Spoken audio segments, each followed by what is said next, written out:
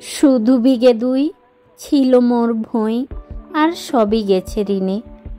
বাবু বলিলেন, বুঝেছ উপেন, এই জমি লইব কিনে? কহিলাম আমি, তুমি ভূস্বামী, ভূমির অন্ত নাই। চেয়ে দেখো মোর আছে বড় জোর, মরিবার মতো ঠাঁই।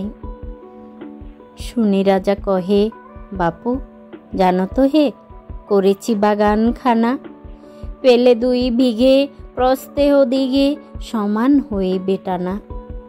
ওটা দিতে হবে। কহিলাম, তবে বক্ষে জুড়িয়া পানি, সজল চক্ষে করুণ রক্ষে গরিবের বিঠেখানি। সপ্তপুরুষ যেথায় মানুষ, সে মাটি সোনার বাড়া, দন্যের দায়ে বেচি বসে মায়ে, এমনই লক্ষ্মী ছাড়া।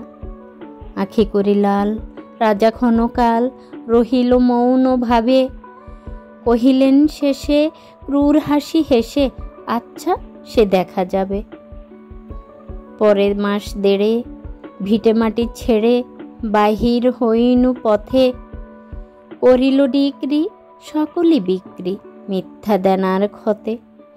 এ জগতে হায় সেই বেশি চায়, আছে যার ভুরি ভুরি, রাজার হস্ত করে সমস্ত কাঙ্গালের ধন চুরি।